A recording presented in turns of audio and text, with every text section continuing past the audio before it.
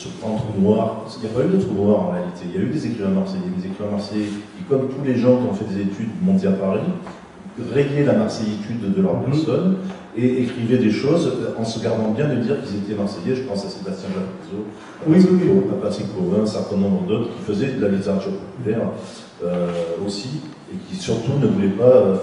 Sébastien Jacuzzo s'appelait Jean-Baptiste Rossi. On lui a demandé de changer de nom. Voilà. Et Claude idem, pour des raisons un peu similaires. Alors, moi j'ai eu une expérience, une fois, je pense que ça va résumer les choses. J'étais invité dans un salon du livre, et quand je suis arrivé, j'ai écrit maintenant une cinquantaine de bouquins, malheureusement, et quand je suis arrivé, il y avait qu'une partie de mes livres, et je dis même assez peu, et je dis au libraire, tiens c'est marrant, je viens de sortir un bouquin sur le sport, je viens de sortir un bouquin sur les bistrots de Paris, je viens de sortir un bouquin sur la musique, et le type m'a dit, ah c'est vous? Parce que, voyant tous ces François Torrezo qui écrivaient des machins, alors j'étais catalogué écrivain marseillais. Quand on voit ta bibliographie, on ne peut pas se douter que c'est le même qui écrit toutes son publication. Oui, mais alors, sous prétexte que j'habite Marseille, que je suis né à Marseille, donc je suis pas né à Marseille en plus, je suis né à Lille, mais bon, et que j'ai vécu à Marseille, dans certains salons du livre, je suis étiqueté écrivain marseillais, on ne peut pas penser un seul instant qu'un écrivain qui a travaillé à Marseille puisse écrire sur les bistrots parisiens. Donc, quand on est un écrivain de Marseille, on a forcément deux identités, son identité d'écrivain de Marseille, son identité d'écrivain tout court. Voilà. Oui, alors c'est tellement vrai que moi j'ai écrit un livre sur la Tour Eiffel pour me dépéguer de cette image-là. Oui, bien sûr, à un moment donné, ça devient un carcan et on essaie de le faire sauter, ce qui finalement est plutôt bénéfique, hein, parce que ça permet un petit peu d'aller fouiller de l'autre côté. On se trouve toujours une grand-mère ou une arrière-grand-mère parisienne, si on cherche un peu, pour justifier ça. Oui, je voudrais deux mots d'Uxera, parce que Uxera fait... Alors, est-ce que tu te considères comme un écrivain marseillais? Tu n'es pas dans le dictionnaire et tu n'écris pas spécialement sur Marseille. Non.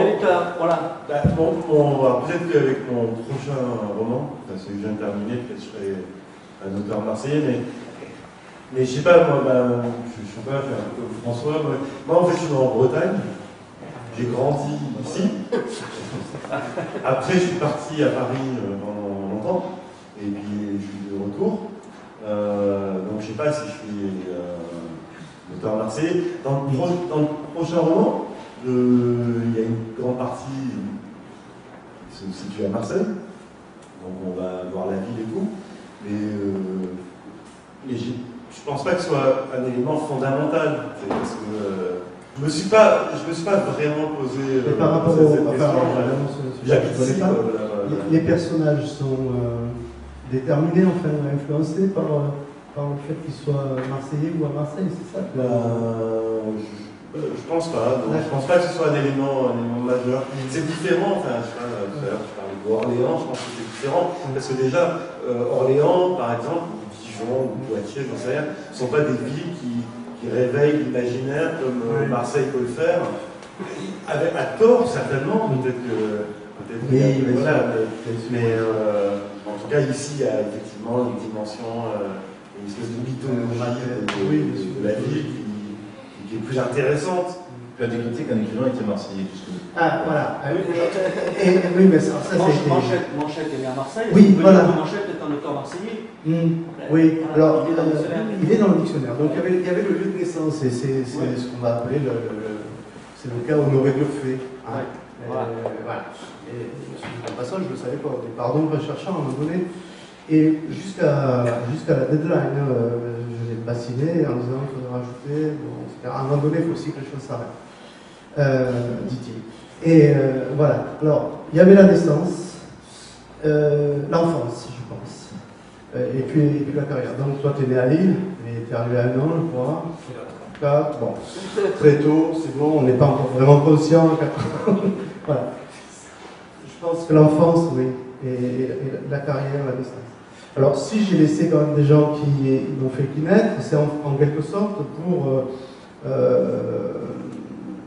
intégrer la propre critique du projet, hein, vous voyez.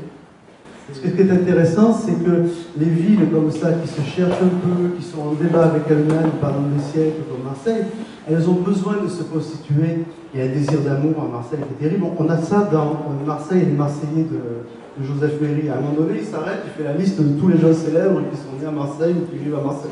On sent qu'il y a un désir de reconnaissance. Donc en fait, il y a un désir de panthéon. Donc tiens, on prend celui-là, mais il n'y a pas Patrick Coulon, on aurait pu en parler aussi, Pétrone. On a des indices d'une naissance marseillaise ou à proximité de Massilia, de Pétrone, mais on n'en est pas certain.